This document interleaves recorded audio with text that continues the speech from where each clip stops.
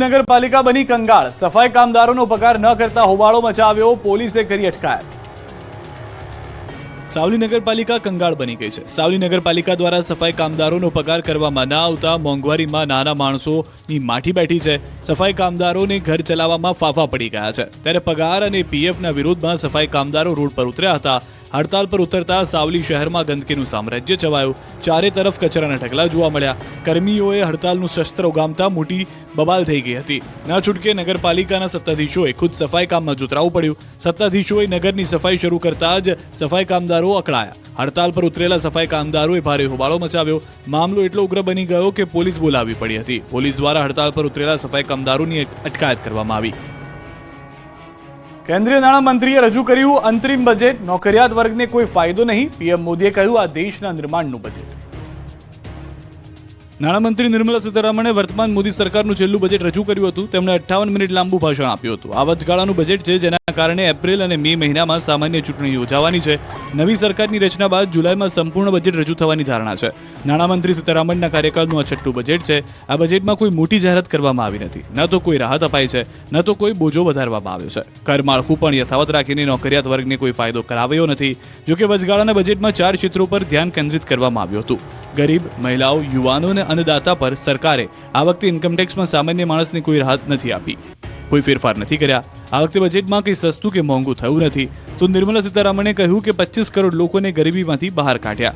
ગરીબ કલ્યાણ યોજના હેઠળ ખાતાઓમાં ₹34 લાખ કરોડ નાખવામાં આવ્યા। લગભગ 1 કરોડ મહિલાઓ લખપતિ દીદી બની। હવે 3 કરોડ લખપતિ દીદી બનાવવાનું લક્ષ્ય છે। 3000 નવી IIT ખોલવામાં આવે છે।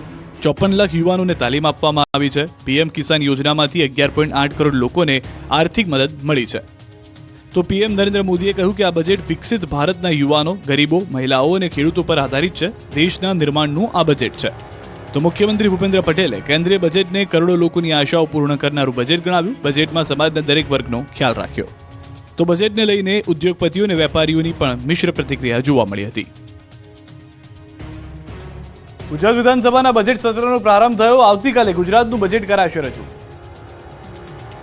ગુજરાત વિધાનસભામાં આજથી બજેટ સત્રનો પ્રારંભ થઈ ગયો છે। રાજ્યપાલના સંબોધન સાથે સત્રની શરૂઆત થઈ। બજેટ સત્ર દરમિયાન વિવિધ વિભાગના વાર્ષિક અહેવાલો રજૂ કરાશે। ગુજરાત જળ સંપત્તિ વિકાસ નિગમ, મેટ્રો કોર્પોરેશન, નવસારી કૃષિ યુનિવર્સિટી અને રાજ્ય નાણાકીય નિગમોનો વાર્ષિક ઓડિટ અહેવાલ રજૂ કરાશે। સાથે જ ગુજરાત ગણોત વહીવટ અને ખેતી જમીન કાયદા સુધારા વિધેયક રજૂ કરવામાં આવશે। સત્રમાં રામ મંદિરને લઈને પીએમ મોદીને ગુરુ અભિનંદન આપતો પ્રસ્તાવ પ્રસાર કરાશે। ભાજપ, કોંગ્રેસ અને અપક્ષના 178 ધારાસભ્યો ગૃહમાં પ્રજાલક્ષી કામગીરીને લઈને પ્રશ્નોત્તરી કરશે। સત્ર દરમિયાન કોઈ અનિચ્છનીય બનાવ ન બને તે માટે વિધાનસભા સંકુલમાં લોખંડી બંદોબસ્ત ગોઠવી દેવાયો છે। 2 SP, 379 પોલીસ કર્મચારીઓ તૈનાત રહેશે। બજેટ સત્ર પહેલા ભાજપના ધારાસભ્યોની બેઠક યોજાઈ। મુખ્યમંત્રી ભૂપેન્દ્ર પટેલ, પ્રદેશ પ્રમુખ CR પાટીલ સહિતના નેતાઓ હાજર રહ્યા। બજેટ સત્ર સંદર્ભે ધારાસભ્યોને માર્ગદર્શન અપાયું હતું। તુવેર, ચણા અને રાયડો પકાવતા ખેડૂતો માટે આવી ખુશખબરી, સરકાર કરશે ટેકાના ભાવે ખરીદી। ગુજરાત સરકારે વધુ એક ખેડૂતલક્ષી નિર્ણય કર્યો છે। રાજ્ય સરકારે ખેડૂતો માટે મોટી જાહેરાત કરી છે। ખાસ કરીને તુવેર, ચણા અને રાયડાની ખેતી કરતા ખેડૂતો માટે ખુશીના સમાચાર આવ્યા છે। આ બંને ખેત પેદાશોની સરકાર ટેકાના ભાવે ખરીદી કરશે। ખેડૂતો પાસેથી સરકાર વર્ષ 2023-24 માટે તુવેર, ચણા અને રાયડાની ટેકાના ભાવે ખરીદી કરશે।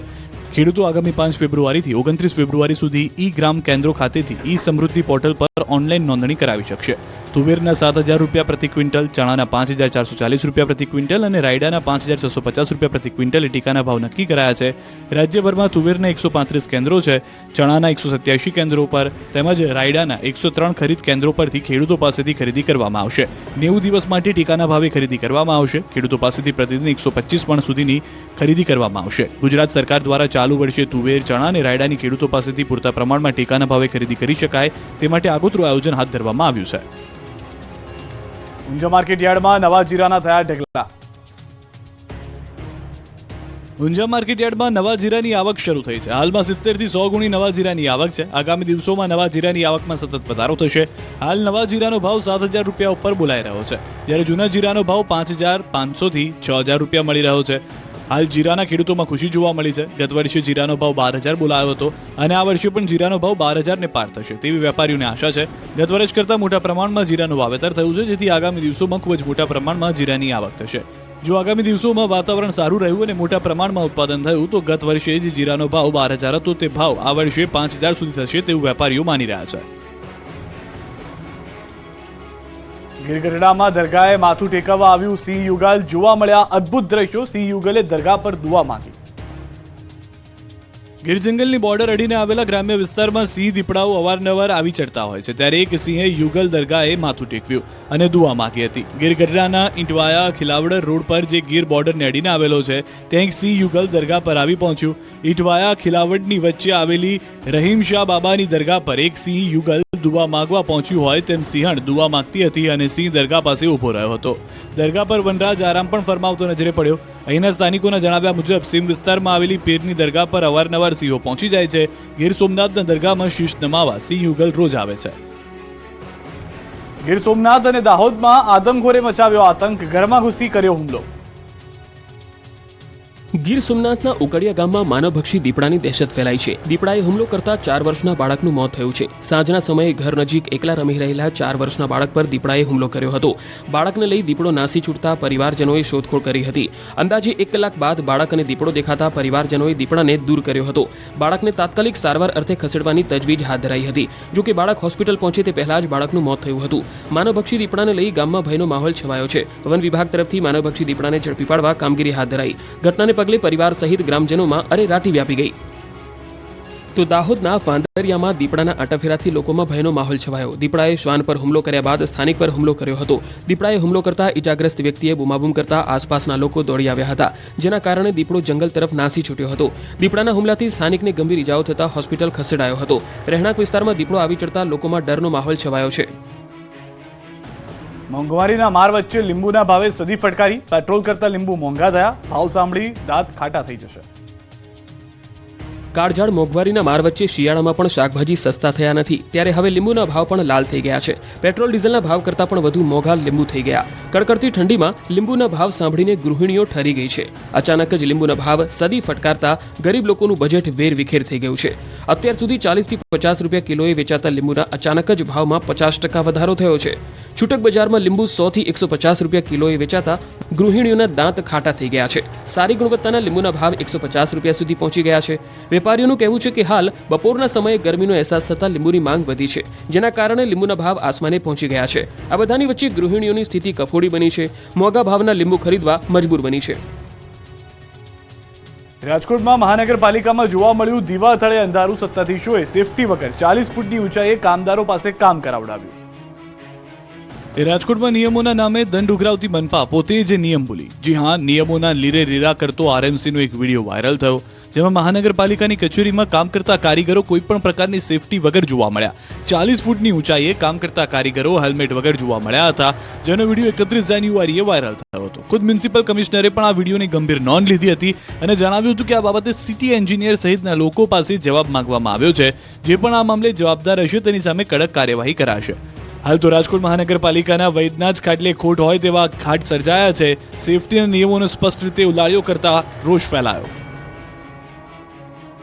ગણદેવીમાં ચીકુની ખેતી કરતા ખેડૂતોને રડવાનો વારો આવ્યો. વાદળછાયું વાતાવરણ ગ્રહણ બન્યું. નવસારીના ગણદેવીમાં ખેડૂતો માટે ચિંતાના વાદળો છવાયા છે. આ તાલુકો ચીકુના ઉત્પાદન માટે જાણીતો છે. દેશ વિદેશમાં અહીં ચીકુની નિકાસ થાય છે, પરંતુ આ વખતે વિપરીત વાતાવરણ અને ગાઢ ધુમ્મસના કારણે ખેડૂતોને નુકસાન વેઠવાનો વારો આવ્યો છે. વધુ પડતા ધુમ્મસને કારણે ફ્લાવરિંગ પર અસર પડી છે અને ફળ નાનું થયું છે, જેના કારણે બજારમાં ચીકુની માંગ ઘટી છે અને ચીકુના વજન અને ભાવ પર પણ અસર જોવા મળી છે. ગણદેવી તાલુકામાં આવેલી મંડળીઓમાં કુલ 9000 મણ ચીકુની આવક છે, જે ગત વર્ષની તુલનામાં 3000 મણથી ઓછી છે. ત્યારે હાલ ખેડૂતોની ચીકુની સિઝન મીઠી નહીં નીવડે તે નક્કી છે. આ જિલ્લાના ચીકુની બોલબાલા વધી છે. અહીંના ચીકુ દિલ્હી તેમજ પંજાબમાં વધુ વેચાણ થઈ રહ્યું છે, પરંતુ આ વખતે ચીકુનું ફળ નાનું અને અપરિપક્વ હોવાને કારણે અન્ય રાજ્યોમાં માંગ ઘટી છે, જેની સીધી અસર તેના ભાવો પર જોવા મળી રહી છે.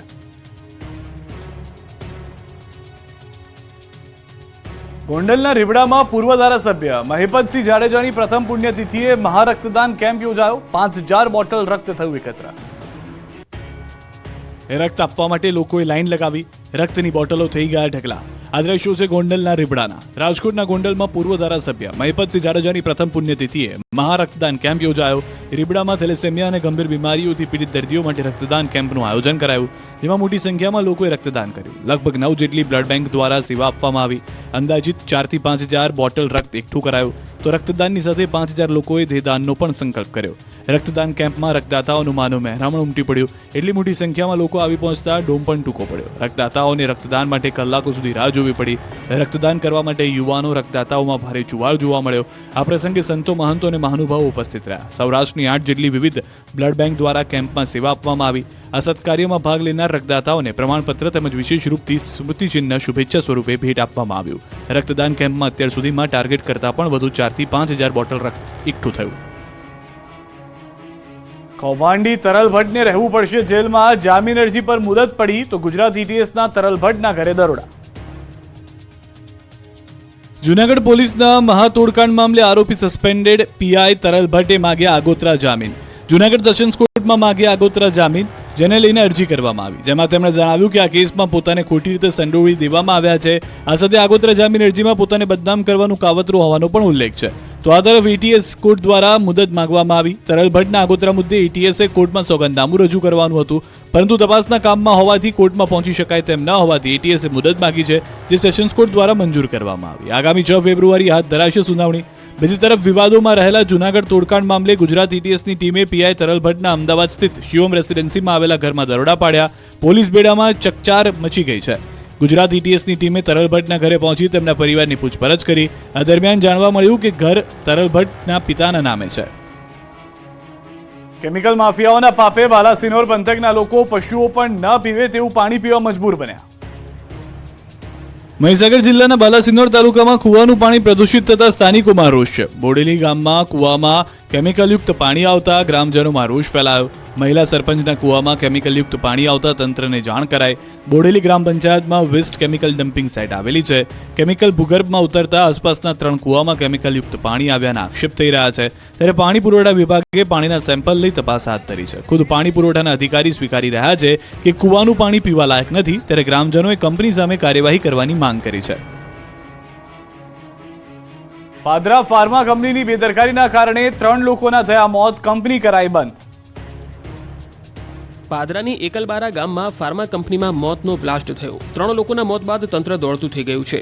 એકલબારા ગામ નજીક ફાર્મા કંપનીમાં બ્લાસ્ટ થવા મામલે તપાસનો ધમધમાટ શરૂ થઈ ગયો છે. ગેસ પાઇપ લીક થવાથી થયેલા વિસ્ફોટમાં 3 કર્મચારીઓના મોત થયા હતા.